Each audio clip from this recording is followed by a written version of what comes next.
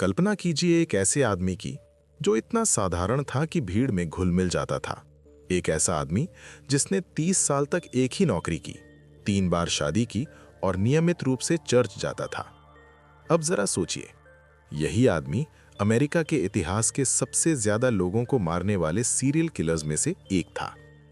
यही है Gary Ridgeway का खौफनाक विरोधाभास, जिसे दुनिया ग्रीन रिवर किलर के नाम से जानती है। और यहां सबसे डरावनी बात यह है, पुलिस उससे मिली, उससे पूछताछ की और उसे आजाद छोड़ दिया, जबकि हत्याएं चलती रहीं। लगभग 2 दशकों तक उसने सियाटल टकोमा इलाके में आतंक फैलाया। वो कमजोर महिलाओं और लड़कियों को निशाना बनाता रहा, पीछे छोड़ता गया दर्द और एक ऐसा रहस्य जिसने पुलिस को भी उलझा कर रख दिया। एक इतना आम दिखने वाला आदमी इतने भयानक अपराध कैसे करता रहा और इतने सालों तक पकड़ा क्यों नहीं गया? आज हम इस रहस्यमयी और डरावने केस की परतें खोलने वाले हैं। उस जांच को समझेंगे जिसने आखिरकार उसे इंसाफ के कटघरे तक पहुंचाया, और उस गहरे जख्म को देखेंगे जो उसने एक पूरे समुदाय पर छोड़ा है। ये कहानी शुरू होती है 1980 के शुरुआती सालों में। वॉशिंगटन के किंग काउंटी पर एक साया छा गया। युवा महिलाएं, जिनमें से कई घर से भागी हुई थीं या सड़क की जिंदगी से जुड़ी हुई थीं, अचानक गायब होने लगीं। फिर उनके शव मिलने लगे, अक्सर ग्रीन रिवर के आसपास।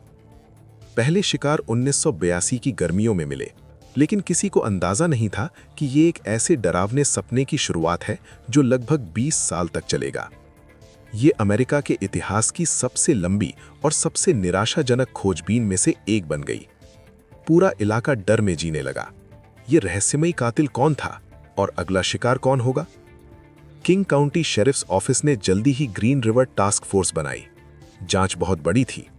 सबसे मुश्किल ये थी कि अधिकतर पीड़ित समाज के हाशिए पर थीं, इसलिए उनके गायब होने की रिपोर्ट अक्सर देर से होती थी। कातिल बेहद चालाक था। वो घटनास्थल पर लगभग कोई सबूत नहीं छोड़ता था। वो लाशें फेंकने के लिए जंगलों और सुनसान इलाकों को चुनता था, जहां शव जल्दी गल जाते थे और पहचान मुश्किल हो जाती थी। टास्क फोर्स ने हजारों लोगों से पूछताछ की। हर नया सुराग लगता था बस यही सही है, लेकिन फिर वो भी गलत निकलता। हजारों टिप्स चेक की गईं, दिन रात मेहनत हुई, लेकिन कातिल एक भूत की तरह हमेशा हाथ से फिसल जाता। वो अंधेरे में काम करना जानता था, हमेशा पुलिस से एक कदम आगे। शुरुआत में जांचकर्ताओं ने एक प्रोफाइल बनाई। उन्हें लगा कि कातिल शायद एक गोरा आदमी है जो योजनाबद्ध तरीके से काम करता है और इलाके की अच्छी जानकारी रखता है। संभव है उसकी नौकरी ऐसी हो जिसमें वो बिना शक के पूरे इलाके में घूम सकता हो। ये प्रोफाइल हजारों लोगों पर फिट बैठती थी, और उनमें से एक था गैरी रिजवे। असल में वो काफी जल्दी पुलिस की नजर में आ गया था। 1983 में उसे पहली बार संदिग्ध माना गया। एक गवाह ने बताया कि उसने एक पीड़िता को ऐसे ट्रक में बैठते देखा जो रिजवे के ट्रक जैसा था। 1984 में पुलिस ने उससे पूछताछ भी की। वो शांत था, सहयोग कर रहा था और सब कुछ नकारता रहा। उसने पॉलीग्राफ टेस्ट भी पास कर लिया। वही एक पल शायद उसकी आजादी बचा गया और दर्जनों और लोगों की मौत की वजह बन गया। कोई ठोस सबूत ना होने के कारण पुलिस को उसे छोड़ना पड़ा, और रिजवे फिर से अपनी शांत साधारण जिंदगी में लौट गया और बिना पकड़े गए हत्याएं करता रहा। जरा सोचिए, इतने आतंक का जिम्मेदार आदमी पूछताछ के बाद छोड़ दिया गया। ये नजदीकी चूक बताती है कि ये जांच कितनी मुश्किल थी। डीएनए से पहले के दौर में पुलिस को गवाहों, परिस्थितिजन्य सबूतों और कबूलनामों पर निर्भर रहना पड़ता था। ग्रीन रिवर किलर ने इनमें से कुछ भी नहीं दिया। साल बीतते गए, केस ठंडा पड़ता गया, जांच पड़ताल करने वाली टीम छोटी होती गई और उम्मीद धीरे धीरे खत्म होने लगी। पीड़ितों के परिवार एक दर्दनाक इंतजार में फंसे रहे, बिना जवाब, बिना इंसाफ। उनके लिए नदी सिर्फ एक जगह नहीं थी, वो उनकी बेटियों, बहनों और दोस्तों की कब्र बन चुकी थी। 1990 के पूरे दशक में रिजवे एक सामान्य जिंदगी जीता रहा। वो रेंटन में कैनवर्थ फैक्ट्री में ट्रक पेंटर के रूप में काम करता था, एक ऐसी नौकरी जो उसने 30 साल से ज्यादा की।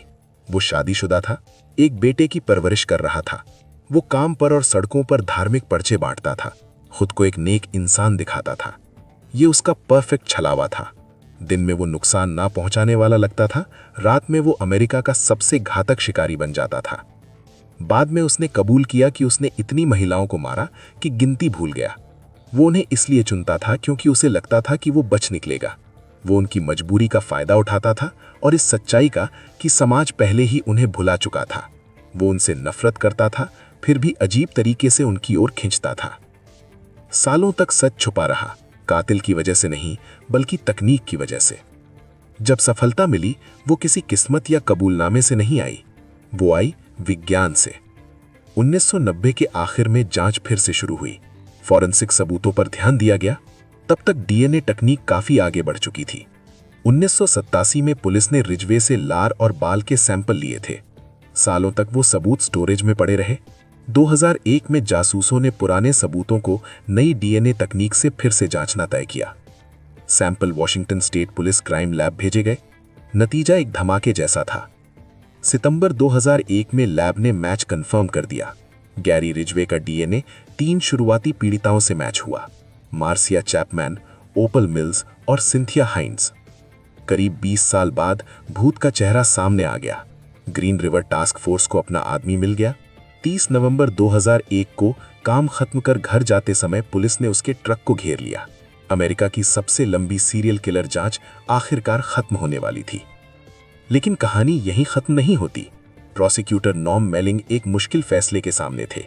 रिजवे पर मौत की सजा तक हो सकती थी, लेकिन पीड़ितों की असली संख्या अभी तक पता नहीं थी। इसलिए एक डील दी गई। अगर वो मौत की सजा से बचना चाहता है तो उसे हर एक हत्या कबूल करनी होगी और लाशों की जगह बतानी होगी। इसके बाद डरावने कबूलनामों का सिलसिला शुरू हुआ। 6 महीनों तक वो जांचकर्ताओं से मिलता रहा, बिना पछतावे के हत्याओं का ब्यौरा देता रहा। उसने दूर दराज कब्रें दिखाईं। आखिरकार उसने 48 हत्याएं कबूल की, हालांकि शक है कि असली संख्या 90 से भी ज्यादा है। 18 दिसंबर 2003 को उसे सजा सुनाई गई। परिवारों ने उसके सामने अपना दर्द उंडेल दिया। आखिर में उसे 48 उम्र कैद और 480 साल की अतिरिक्त सजा मिली। वो जिंदगी भर जेल में रहेगा। सबसे डरावने मॉन्स्टर अंधेरे में नहीं छुपते, वे हमारे बगल में सामान्य जिंदगी जीते हैं। ग्रीन रिवर किलर का ये केस धोखे, त्रासदी और इंसाफ की लगातार चलती लड़ाई की एक डरावनी कहानी है। ये हमें दिखाता है कि एक राक्षस कैसे बिल्कुल हमारी नजरों के सामने छुपा रह सकता है, एक आम साधारण जिंदगी की आड़ में। लेकिन ये कहानी सिर्फ डर की नहीं है, ये हिम्मत और जज्बे की भी कहानी है। उन जासूसों की जिन्होंने कभी हार नहीं मानी, उन वैज्ञानिकों की जिन्होंने डीएनए की बेहद छोटी लकीरों में छुपे सच को बाहर निकाला, और सबसे ज्यादा उन परिवारों की जिन्होंने जवाब पाने की लड़ाई कभी नहीं छोड़ी। उनके अपने सिर्फ किसी लिस्ट में लिखे नाम नहीं थे, वे बेटियां थीं, माएं थीं, बहनें थीं, जिनकी जिंदगियां छीन ली गईं। उनकी कहानियां और उनके कातिल को इंसाफ तक पहुंचाने की लड़ाई एक शक्तिशाली और हमेशा जिंदा रहने वाली विरासत बन गई। इस गहरी पड़ताल में हमारे साथ जुड़ने के लिए धन्यवाद। अगर आपको यह विश्लेषण दिलचस्प लगा हो तो कृपया लाइक बटन दबाएं और ऐसे ही महत्वपूर्ण और रोचक मामलों के लिए चैनल को सब्सक्राइब करें और नोटिफिकेशन बेल दबाना न भूलें ताकि आप कोई भी वीडियो मिस न करें। हम मिलेंगे अगले वीडियो में।